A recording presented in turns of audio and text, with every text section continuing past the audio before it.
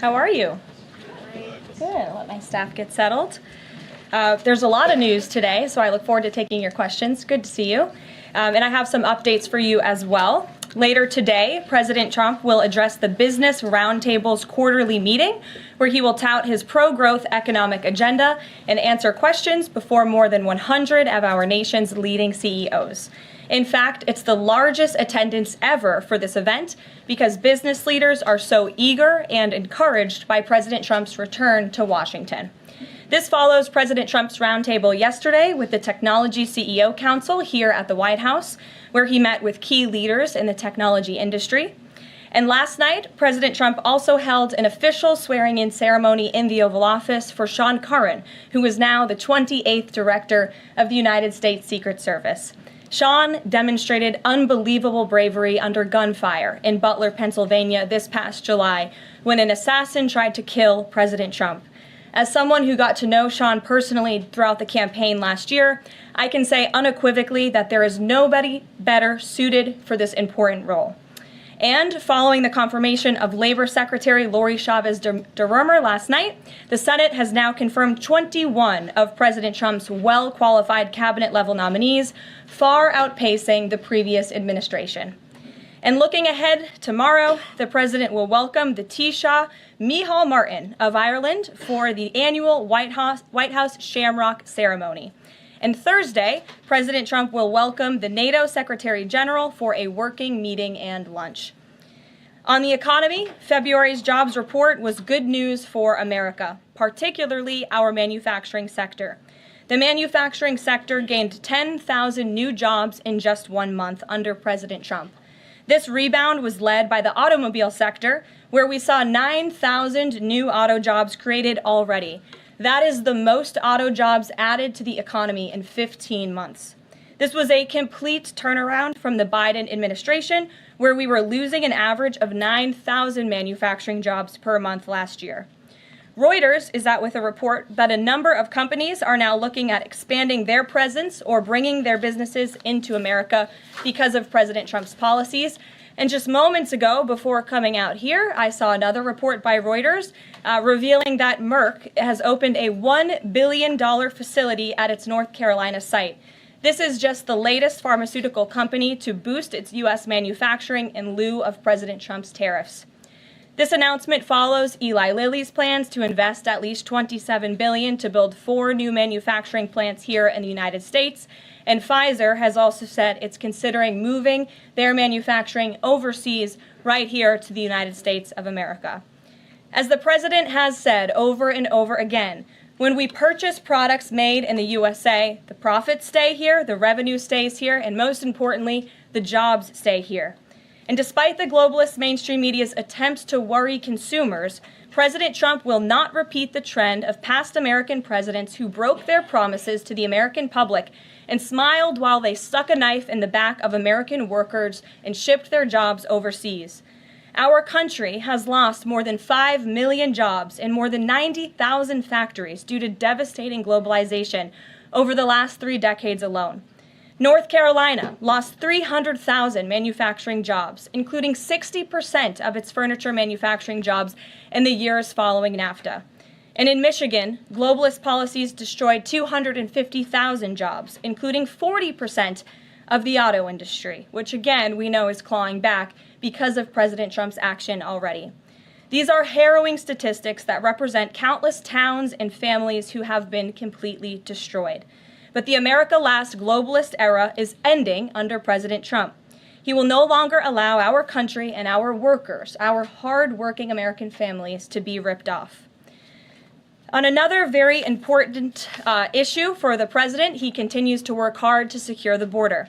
If you missed it yesterday, CBP launched an enhanced home mobile app with a new feature, the Intent to Depart, which offers unlawfully present aliens or those aliens whose parole has been revoked an orderly and defined process to notify the U.S. government of their intent to depart the country.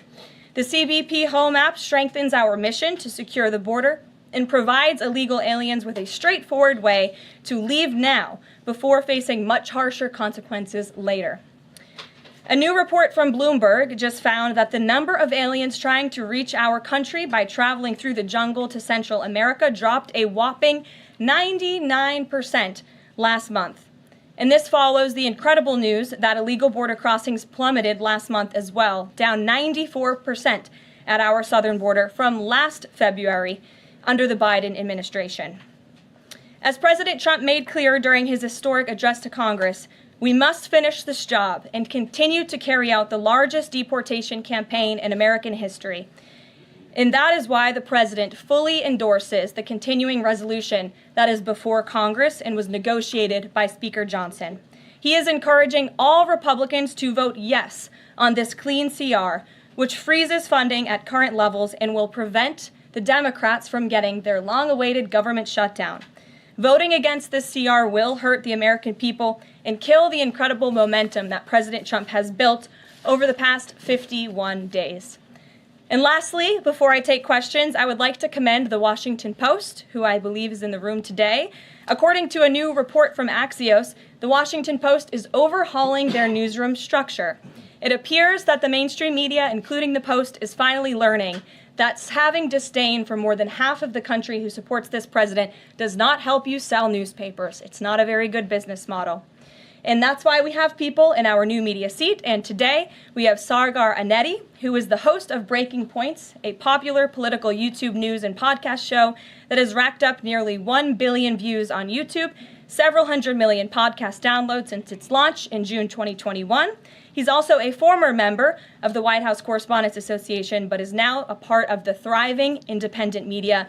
We're very happy to have you with us here today. Why don't you kick off our briefing? Thank you. Really appreciate you having me, Karoline. A couple of questions for you, if I may. First on the stock market. So currently it's the 25th anniversary today of the dot-com bubble crash. There's a lot of concern for a lot of Americans right now about the state of the economy. President Trump has refused to rule out a recession. Secretary Lutnick, however, has told us there will not be one. So can the White House just tell and assure Americans today that there's not going to be a recession? Well, there's a lot to unpack there. So let me start by saying that, first of all, when it comes to the stock market, the numbers that we see today, the numbers we saw yesterday, the numbers we'll see tomorrow are a snapshot of a moment in time.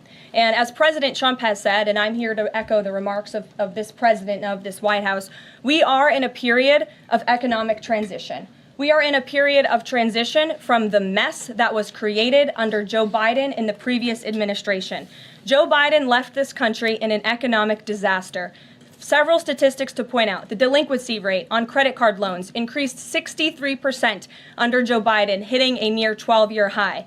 Under Joe Biden, all net job growth went to foreign-born Americans. Real wages declined by 1.5% under Joe Biden. And as we all know, and this administration continues to combat, prices soared more than 20% under Joe Biden because of his reckless spending and economic policies. So we are in a period of transition from that economic nightmare under a president who had no idea what he was doing, never held a private sector job in his life, into a golden age of American manufacturing under a businessman and a deal maker in chief in President Donald J. Trump, who is implementing the formula that we know works. Look at President Trump's results in his first term. If people are looking for certainty, they should look at the record of this president. That's why the American people re-elected him back to this office. And look at everything that President Trump has already done and his team has already done in just 51 days. The massive efforts to deregulate, tax cuts, which we need Congress to pass the Trump economic agenda, the Trump tax cuts, which will unleash economic growth. And the president also addressed this directly, I will point out as well, when you look at what he said on Air Force One, and he said he wants the American people to have so much money in their pockets they don't even know what to do with it. That's the intent of this administration, and we're working very hard every day on that goal. Second question on the CR. So President Trump came out today in a primary challenge against Congressman Thomas Massie. Congressman Massie's been a supporter of DOGE. He's been a supporter of Make America Healthy Again. What kind of message is this White House sending against a congressman who's sticking up for principles that he's long held in the chamber and voting against continuing resolution and spending?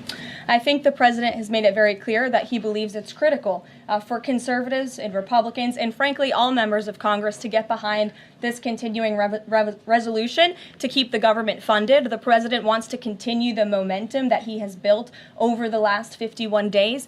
In order to keep the government funded, we got to keep moving with these deportations, and he believes that everybody needs to get on board with this bill. He's been active in this process. He's been making calls to get this over the finish line, and we're urging every Republican, and Democrats too, to do what's right for the American public to prevent a government shutdown. Just the last question here on Mahmoud Khalil. Does the administration believe that it needs to charge a green card holder with a crime to be eligible for deportation? Well, in fact, Secretary Rubio reserves the right to revoke the visa of Mahmoud Khalil, and I'm glad you brought this up. Under the Immigration and Nationality Act, the Secretary of State has the right to revoke a green card or a visa for individuals who serve or are adversarial to the foreign policy and national security interests of the United States of America. And Mahmoud Khalil was an individual who was given the privilege of coming to this country to study at one of our nation's finest universities and colleges. And he took advantage of that opportunity, of that privilege, by siding with terrorists, Hamas terrorists who have killed innocent men, women, and children.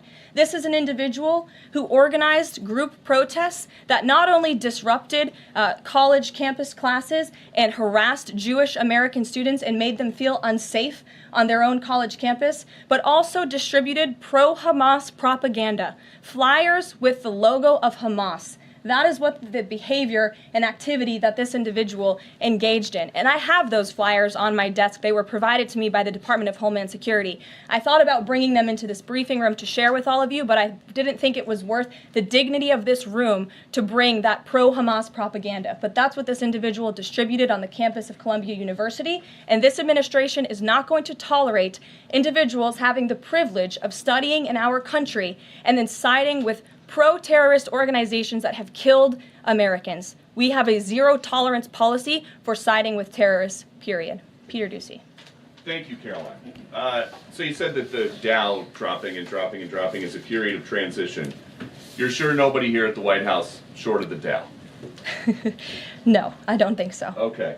But is there any concern here that it's going to be harder to ask certain federal workers to retire if they look at their retirement accounts and they're getting robbed every day? Well, I'm glad you brought up workers, because that's exactly who President Trump is looking out for with his America First trade policy and his America First economic agenda. And if you look at, there's great indication to be optimistic about where the economy stands. And the American people, investors, CEOs, small business owners, but most importantly workers, should bet on President Trump, because his tariff policies, what he envisions is reciprocity, fair trade practices where American workers are put first and are no longer ripped off by foreign countries all over this world. President Trump says he's going to buy a Tesla today. Did he buy it? And when is the last time he drove a car? That's a very good question. I have heard the president remark that he misses being able to drive, that luxury of driving his own vehicle, although the beast is nice, but he is going to be viewing a Tesla that is making its way to the White House complex now, I can confirm. Perhaps the press pool today will have an opportunity to witness this very exciting moment later this afternoon. But a Tesla is on its way here now, and we'll see if the president likes it when he checks it out. So they're bringing him a Tesla to look at, and if he likes it, he's just going to buy it. You know, he's definitely going to buy one, but he'll take a look at it when it gets here later this afternoon. Full retail? Yes, full market price. Kelly. Can we talk about Canada? What is the status of President Trump having a conversation with Mark Carney? We have seen the president use the term governor to refer to Justin Trudeau. Will that moniker also go to Mr. Carney going forward? And is the decision to increase the tariffs, is that based on a specific economic metric that he looked at? Is it impulse? How would you describe his reaction to candidates? The president has not yet spoken to Mr. Carney, not since I checked, which was just moments ago. But certainly his phone is always open to leaders who wish to speak with him. As for the tariffs, the president made his position on this quite clear with the statement that he put out. And it was a retaliatory statement due to the escalation of rhetoric that we've seen out of Ontario, Canada. The president saw the Premier, Doug Ford, make an egregious and insulting comment threatening to shut down electricity for the American people, for hardworking American families.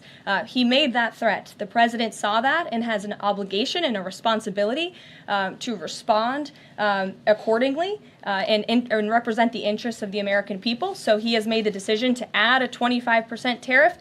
So now steel and aluminum tariffs will come into effect tomorrow at the rate of 50%. And our steel and aluminum industries have actually applauded these tariffs because, again, they know it's going to grow their industry here. It's going to allow them to export more steel that is made right here in the United States with American workers. Egregious and insulting are your words here, but that's what many Canadian leaders have said about the actions President Trump has taken toward Canada. And what do you think the timeline is for speaking to Mr. Carney? Because normally a sitting president speaks to a close ally very quickly when there's new leadership. Well, the president is, again, responding to the fact that Canada has been ripping off the United States of America and hardworking Americans for decades. If you look at the rates of tariffs across the board that Canadians have been imposing on the American people and our workers here, it is egregious. In fact, I have a handy-dandy chart here that shows not just Canada, but the rate of tariffs across the board. If you look at Canada, since you brought it up, American cheese and butter, nearly 300% tariff. You look at India, 150% tariff on American alcohol. You think that's helping Kentucky bourbon be exported into India? I don't think so. 100% tariff on agricultural products from India. Look at Japan, tariffing rice, 700%. President Trump believes in reciprocity, and it is about dang time that we have a president who actually looks out for the interests of American businesses and workers. And all he's asking for at the end of the day are fair and balanced trade practices, and unfortunately, Canada has not been treating us very fairly at all over the past several decades. To the woman in the purple, because I saw you were making a face at my previous answer, so what's going on? Well, actually, I have a couple of questions. At the core of pro-Palestinian protests on college campuses and elsewhere is a demand to end the war in Gaza, a goal that this administration actually supports and has pursued.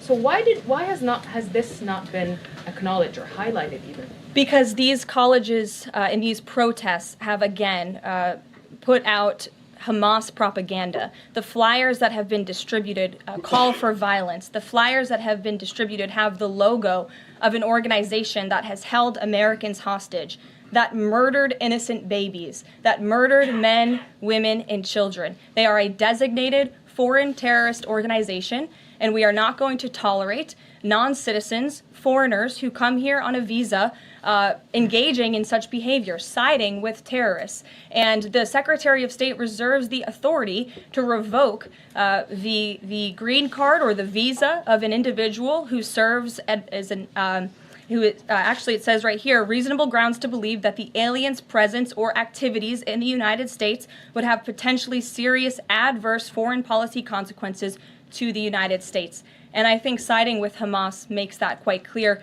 Secretary Rubio exercised that authority, and we fully believe that we are going to move forward with more arrests, as President Trump previewed in his statement yesterday. Ed. Yeah, thanks. Go ahead. So are there conversations between the administration and the Canadians going on over this tariff? Because the Ontario Premier says the next step is to cut off electricity to the U.S. And the president put out a statement after seeing those comments and said that it would be there would be grave consequences imposed on Canada if they think about shutting off electricity for the United States of America and our citizens. And the president is also determined to ensure that we are depending on American electricity, not the electricity production of foreign nations, including our allies in Canada. As for conversations, there is continued correspondence between the president's team, particularly Secretary Lutnick, and the Canadians as well. And in the market reaction, how do you sell to the American people then after they're looking at what's happening in the markets this week and say that the tariff policy long term is something good? Well, just think about what the tariff policy long-term will do for our country. I think many of us probably grew up in small towns. I know at least I did, and the main street in my small town looks a heck of a lot worse than it probably did decades ago before I was alive. At least my parents and grandparents tell me so. And I know many Americans feel that same way. What the president envisions for this country is for the United States of America to be a manufacturing superpower, where there are American factories and businesses owned by Americans, producing goods that we are exporting to the rest of the world. Those revenues will stay here. It will increase wages for people here in our great country. It will ensure our national security, and it will boost the morale of the American people to have thriving industries again. Think about Detroit, Michigan. Think about North Carolina, as I mentioned, that used to have a thriving furniture industry that no longer exists because of the globalist trade policies of previous and past administrations. And the American people gave the president a tremendous opportunity to restore American greatness and restore our manufacturing dominance, and he's intent on doing just that. John. Thanks a lot, Karoline. Two questions for you. First, on the CR, you put up on the screen the president's message to Republicans to support this continuing resolution. Is there outreach to Democrats? Because what we've seen since the beginning of the fiscal year is that in order to get a continuing resolution, you need bipartisan support and you need compromise. Well, right now, we are focused on House Republicans and on the House, because that's the first step, as you know, John. And so the president has engaged in correspondence with House Republicans, whipping votes and getting them to a yes, which I understand has been pretty successful this morning thus far. And so, again, the president is encouraging Republicans especially, but again, as I said, all members of Congress to vote to continue funding this government so we can continue the business of the American people, which elected President Trump to do. And then on financial markets, we've seen this decline yesterday. We see it today as well. It seems that the read on the president's policies is one in which they do not have confidence in his trade tariffs policy.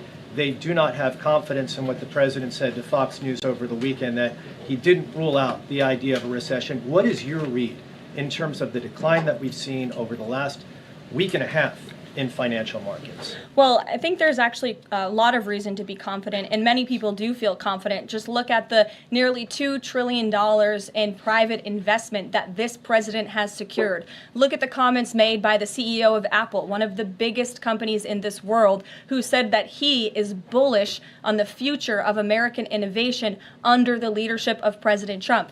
Look at CEO confidence. According to the Conference Board measure of CEO confidence, in Q1 2025, under the leadership of this president, it jumped to its highest level in 3 years, from cautious optimism to confident optimism. If you, again, look at the $2 trillion in investments from some of the biggest companies in the world, look at the jobs report last Friday, as I also cited in my opening remarks. Fox Business reported that Trump sees a manufacturing boom in first full jobs report of his second term. Look at the auto jobs that have already poured back into America. We added 9,000 new auto jobs. Those are sticky jobs. Those are good paying jobs. That's 9,000 American families who will now be able to live the American dream because of the policies of this administration. You also look at small business optimism. The NFIB put out a report this morning. Small business optimism continues to be far higher than it ever was under the previous administration. There's a lot of reason to be optimistic. And again, the American people, CEOs and people on Wall Street and on Main Street should bet on this president. He is a deal maker, he is a businessman, and he's doing what's right for our country. He wants to restore wealth to the United States of America. Michael, good to see you. Hey, Karoline, thank you. Two questions, if I may. Will the administration be providing any relief to states affected by the Ontario power tariff? Well, the president has made it very clear that Canada would be very wise not to shut off electricity for the American people, and we hope that that does not happen. As for what would happen if that does take place, I'll leave it to the president to make those decisions. Does President Trump share the Justice Department's concern over rising egg prices and possible collusion of Big Egg? Well, we definitely do share the concerns of the American people when it comes to the price of eggs. However, good news, the average cost of a dozen eggs is actually down since Secretary Rollins and President Trump announced their plan. It's down $1.85. So that's good news on the cost of eggs. And as we know, under the Biden administration, egg prices went up 22%. This is another example of an economic mess that President Trump inherited, and the Secretary of Agriculture and the President are focused on fixing it. Secretary Rollins put out a 4-point plan, to address this crisis, and she has been honest and realistic with the American people, as this administration always is. It will take about 3 to 6 months to get the egg supply back to where it should be, but she's focused, and this administration is focused on doing that every day. Karen. Thanks, Caroline.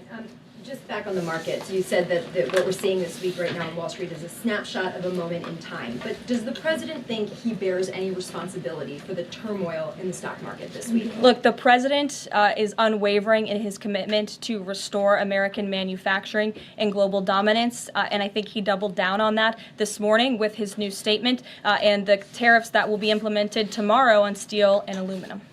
And he has said recently he's not looking at the market. He said you can't really watch the stock market, but all of the gains since Election Day have been erased in the S&P 500. At what point, how far do stocks have to fall before the president considers it a factor and changes course? Again, as I just said, the president will look out for Wall Street and for Main Street, just like he did in his first term, and people on Wall Street and Main Street should bet on this president. He's doing what's right for this country. Nick, good to see you. Good to see you too. Thank you, Caroline. So, is the president prepared, like what we saw with Congressman Massey, to pressure other Republican lawmakers into supporting this continuing resolution? Well, he is very much, as I said, engaged in this process. He's been making calls to lawmakers on Capitol Hill, and I think his statements against Congressman Massey speak for themselves, and I will let the president put out any additional statements if he chooses to, but he fully expects all House Republicans to vote for this continuing resolution. And just to follow up, can we start to anticipate seeing more of the president weighing in on upcoming 2026 races like we saw this morning? I'm not sure about that. I'm not even sure if I'm allowed to speak about that from this podium. I would check in with our outside political team for guidance on future races and the president's involvement. Elena. Thank you. I wanted to ask about some comments Elon Musk made yesterday. He said that there is $500 to $700 billion in waste and fraud and entitlement spending. He called it, quote, the big one to eliminate. Earlier this month, he also referred to Social Security as a Ponzi scheme. Should Americans expect changes, big changes, to Social Security and Medicare? President Trump has been unequivocally clear on this. He is going to protect Social Security and Medicare benefits and Medicaid for hardworking Americans who paid into these entitlement programs and deserve those hard-earned benefits. And unfortunately, the mainstream media has taken Mr. Musk out of context. I saw a Bloomberg headline that our team actually worked on getting updated and fixed because it was so wrong, and it took Mr. Musk out of context.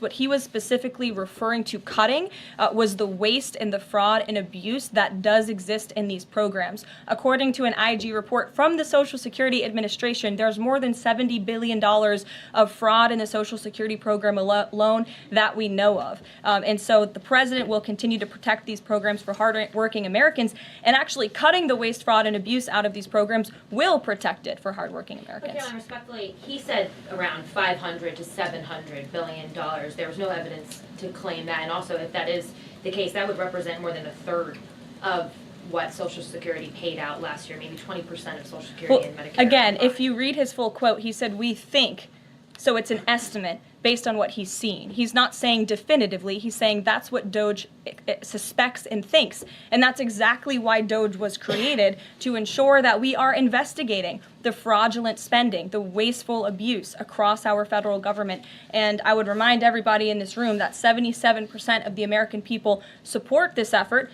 by Elon Musk and DOJ to identify such waste, fraud, and abuse. Caroline. Go ahead. Thanks, Caroline. You're welcome. If we could just step back for a second.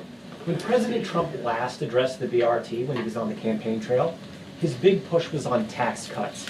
He's going there today as he's proposing tax hikes in the form of tariffs. Not and true. I'm curious He's not doing why that. he's prioritizing that over the tax cuts. He's actually not implementing tax hikes. Tariffs are a tax hike on foreign countries that, again, have been ripping us off. Tariffs are a tax cut for the American people, and the president is a staunch advocate of tax cuts. As you know, he campaigned on no taxes on tips, no taxes on overtime, no taxes on Social Security benefits. He is committed to all three of those things, and he expects Congress to pass them later this year. I'm sorry, have you ever paid a tariff? Because I have. That's They it. don't get charged on foreign companies, they get charged on the importers. And ultimately, when we have fair and balanced trade, which the American people have not seen in decades, as I said at the beginning, revenues will stay here, wages will go up, and our country will be made wealthy again. And I think it's insulting that you are trying to test my knowledge of economics and the decisions that this president has made. I'm now regret giving a question to the Associated Press. Mary, go ahead. Hey, Caroline, I have two, if that's okay. The first one was on Russia, Ukraine. I know Special Envoy Witkoff said yesterday that Zelensky apologized in his letter to Trump. Can you share any more about that letter and what else might be interesting from it that we don't know? Yes, the president did reference that letter, as you're saying, in his joint address to Congress. And I do have an update. As you know, Secretary of State Rubio and our National Security Advisor Mike Waltz have been negotiating with the Ukrainians today in Saudi. They will be providing a full readout of that meeting very soon. But I can assure you and everybody here and the American people that the news we've received from that meeting throughout the day and the president has been briefed on is positive. This meeting has been productive. I will let Secretary of State Rubio and our National Security Advisor speak to the specifics of what has taken place today when they are ready to do so when the meeting concludes. Lindsay, go ahead.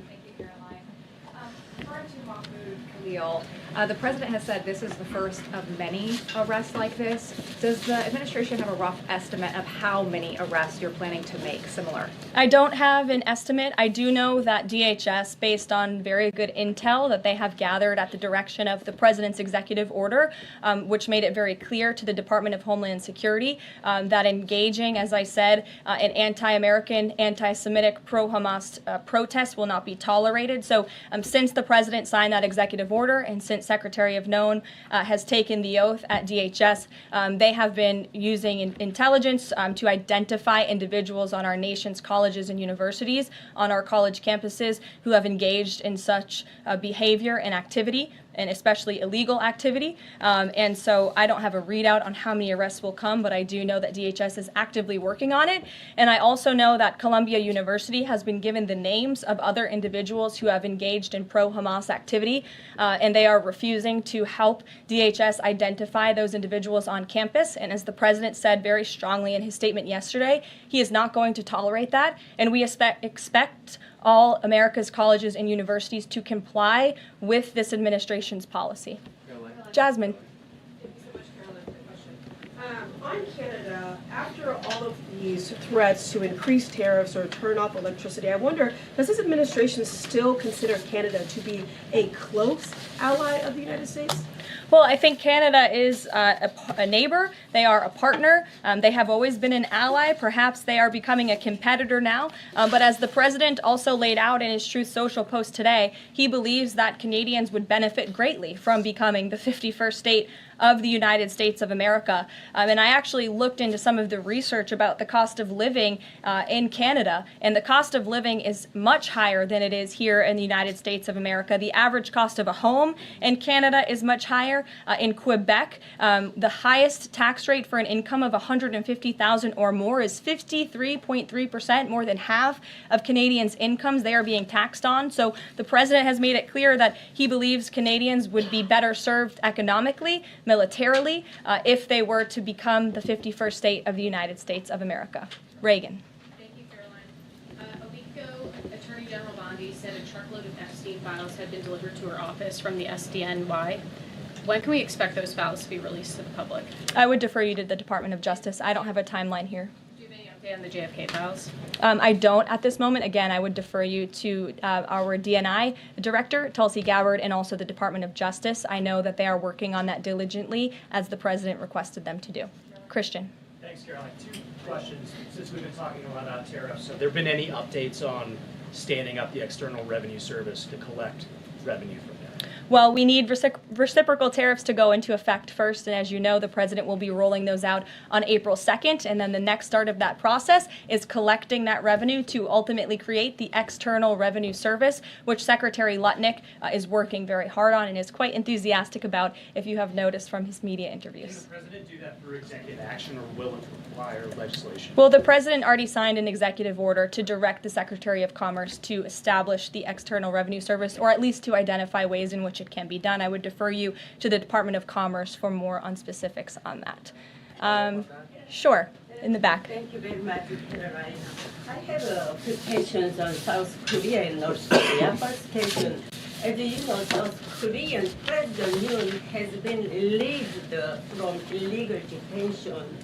What is the reaction of the United States as an ally? Is there a possibility of a summit with President Trump when President Yoon returns?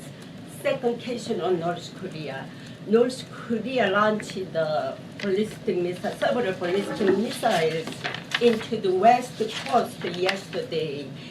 What is the White House's reaction on this? Sure. Yes, I'll start with your question on North Korea.